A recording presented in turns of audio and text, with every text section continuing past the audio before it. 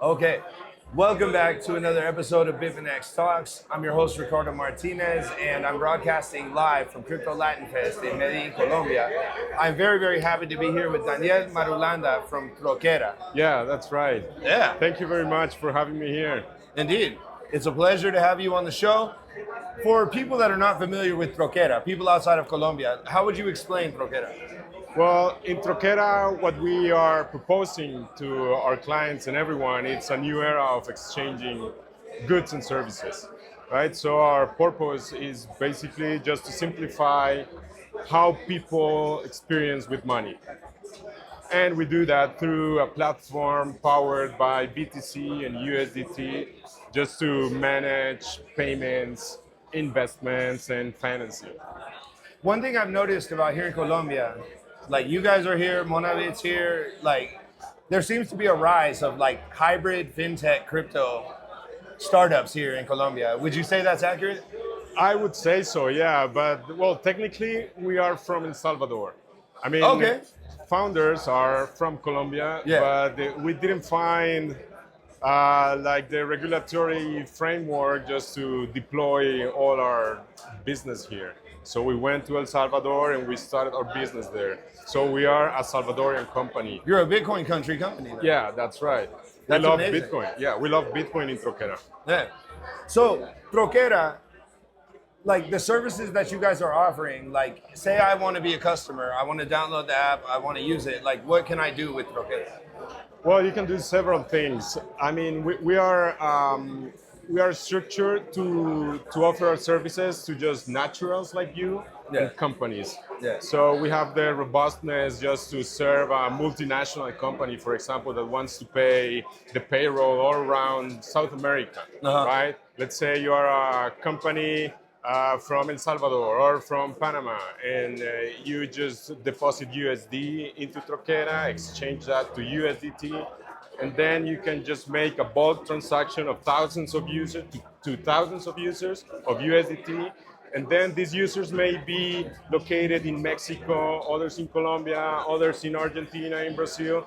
So these users start to exchange their USDT to local currencies and make the withdrawal in local bank accounts.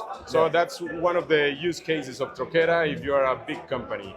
If you're just a natural, let's say you're a freelancer, you can just receive payments in Bitcoin, on-chain, Lightning Network. We recently integrated also liquid Bitcoin and liquid USDT.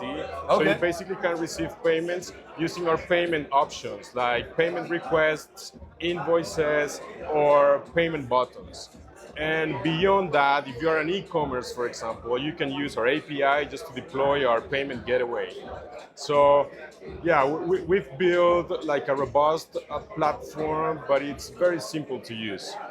So you guys are pretty much like a one-stop shop for like white label infrastructure, pretty much for businesses. and Yeah, stuff yeah, like yeah. that? We are ready to, well, we don't have that use case already, but we have some companies in the pipeline that are asking us just, can we use your technology?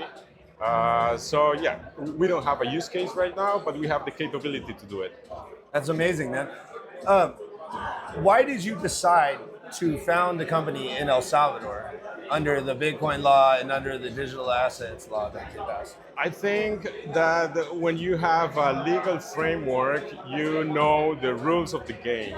And that's pretty much what made me go to El Salvador and establish my company there. Yeah. Because, I didn't like and I don't like the gray zone. So here in Colombia, if I wanted to deploy all my technology, all the services I have right now, I probably couldn't have Bitfinex as a liquidity provider, right? Yeah. Because they ask for licenses, they ask for high compliance, high regulatory framework. So it's basically it. It's not being in the gray zone. I don't like that. And when El Salvador said, like in late 2021, that Bitcoin was going to be legal tender and there was going to be like a legal framework, we went there right on February 2022 and we established the company there. Wow. Okay. That's amazing that you guys were like pioneers and first movers with like a Bitcoin company from El Salvador. Yeah.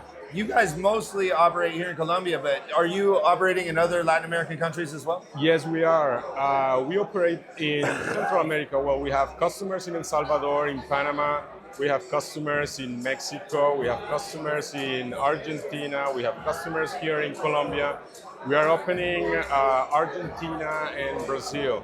But Which are both huge Bitcoin markets. yeah, huge Bitcoin markets and USDT markets as well. And it's almost like 68% of the population in Latin America and the Caribbean. So we have presence almost in the 68% of the population. That's amazing, man. Like you guys have really expanded. Like when I met you 2 years ago, you had just gotten started with Trokera. Yeah. And like none of this was built yet. No. Yeah. Nothing So you've was been built. busy since I talked to you the last time. That's right. We've been growing a lot. Actually, we're launching our new image, right? You can go to trokera.com and see our beautiful image right now. We decided just to change it because, in this entrepreneurship path, you have to make quick decisions. You have to change the path you're transiting or you're walking, because probably that's not the way. And I think that's been the key of how Trokera has been growing in the last 2 years. It's like making fast decisions, moving faster than our competitors, and making these big trade-offs, right? When you start just building your tech, for example, you just want to do everything. Yeah. So we also were like an exchange back in those days. Like in 2019, the first platform we built was an exchange. Okay. But in 2023, we decided just to shut down that platform and focus on all these payment infrastructure and what I just told you.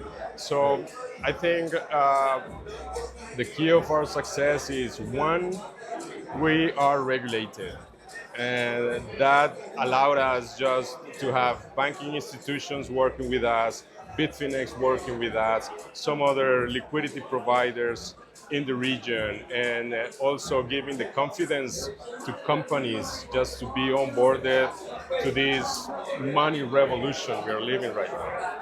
How important do you think stablecoins are for like global crypto adoption? I think I'm going to tell you one of the decisions we made, right? We were a Bitcoin company, full Bitcoin company. Yeah. You could only receive Bitcoin through on-chain or Lightning Network. And then we were kind of not getting traction, not getting any customers. It was, very difficult. People, we are dealing with money, which is something difficult to get for people. So people are very picky on this. And when you have an asset like Bitcoin, I know Bitcoin is a beautiful savings instrument. Yeah. Probably the most powerful one, but it's very volatile. So people cannot handle that yet, right? You need like a lot of education for that. So one of the decisions we made just to boost adoption, to get more customers, was including stablecoins. And actually, USDT is the most used stablecoin in the planet. So we decided just to go forward with USDT. And now, this has been like a very successful decision we made. Yeah. Because Especially here. Yeah, pretty much because of that, we started to get a lot of customers. We started to get a lot of use cases around the world, especially in Latin America, where dollar is king in Latin America. Yeah. Not in many countries, but here is king. So people, to adopt new technology, they need to rely on something, and it's easier if you just onboard people to use digital dollars than Bitcoin. So once they are using digital dollars, they are gonna find a lot of content coming from us, just telling them, okay, Bitcoin is a very good instrument for savings. you try it, you use it, you get used to it, you learn about it, so you have the conviction just to hold it. Yes. I think that's super important.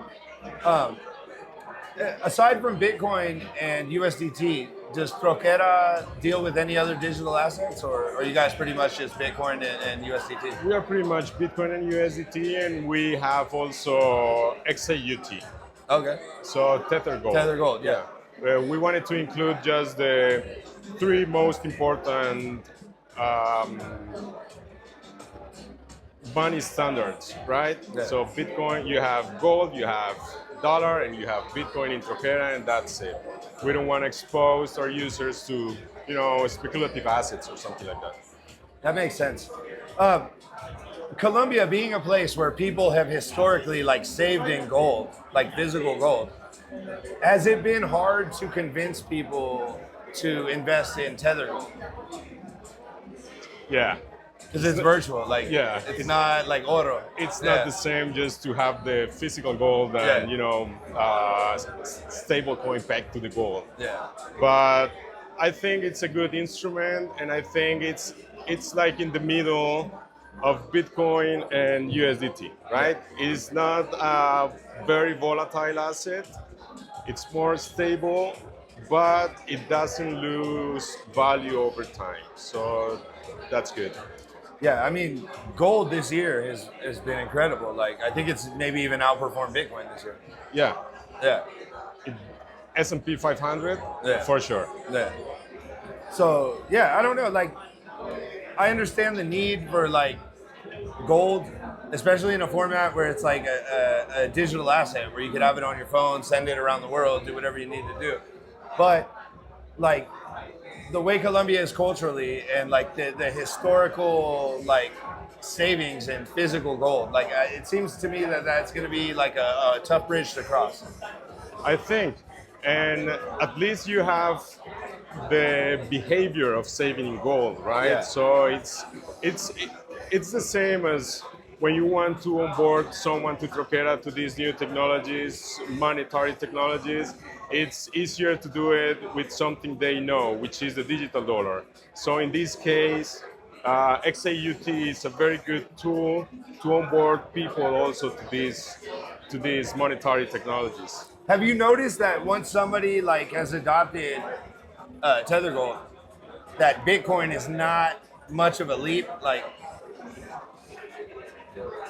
No, I mean, and we always are gonna explain Bitcoin as digital gold, but way better, yeah, right? Because it's 100% scarce, which gold is relatively scarce. You have this 2%, growth of yeah, where they mine gold new supply. Yeah, and so gold is also ethical. Bitcoin is ethical. Bitcoin is durable, gold is durable. So the difference when you have gold in a digital way, it's okay. Maybe you have in XAUT, you have the counterparty risk. Bitcoin, you don't have that counterparty risk. So it's like minor differences because you can send Tether Gold all around the world just as you send, USDT or Bitcoin. So you took one of the most restrictions about physical gold with XAUT because you can just transfer it very easy. So yeah, I think Bitcoin is, as many Bitcoiners say, is the fastest horse, right? yeah. But then USDT with these capabilities of being transferred all around the world, so it's a good option also. As someone who's very, very active in the crypto scene in Latin America in general, like what regions in Latin America are the most exciting for Trokera? Colombia, definitely, it's our home place. Mexico is growing a lot. El Salvador is growing a lot as well. Yeah. I think Bolivia is getting excited for all the companies right now. I've met some Bolivian Bitcoiners here at this event. Yeah, yeah. And they have had some very interesting things to say. Yeah, they had like a very stressful months, because they lack of dollars in Bolivia. Yeah. So once once a scenario like this is happening, it's like, okay, there's the land. It's a land that you can grow fast. Yeah. So everyone is looking at Bolivia at this point. Yeah. And like when I was talking to these guys, Martin, the lawyer guy that's here from Bolivia that was on the panel yesterday at Bitfinex Business Day, he was telling me like before, like just a year or two ago, like crypto was illegal, and now they are like full on adopting it. So It's when the need appears. yeah, What happens when the Toyota importers in Bolivia cannot pay in dollars to the guys in Japan? Yeah. What's gonna happen? yeah. I mean, here in Colombia, like I know people that use Tether to buy like containers of goods from like China or like Asia, like, and they will import like I don't know, like clothes or whatever it may be, But they're using Tether for that use case. So I imagine Bolivia could do the same thing. That's right. Yeah. It's a matter of creating the circular economy. Yeah. So before we close out the interview, do you want to give people Trokera's website and your social media and those kind of things so that if they're interested, they can check out your business? Yeah, you can check our website in Trokera.com. Also, we have securities.trokera.com because we have this license to commercialize regulated securities in El Salvador. You can go to our Instagram, Trokera dash, how do you say that? Underscore pay, and that's it. Yeah. You can download our app if you're in Colombia or if you're in El Salvador. Okay, amazing. Well, thank you so much, Daniel. Thank you very much for the opportunity. It was a pleasure interviewing you. Okay, very nice. Yeah. Thank you, man. Indeed, bro.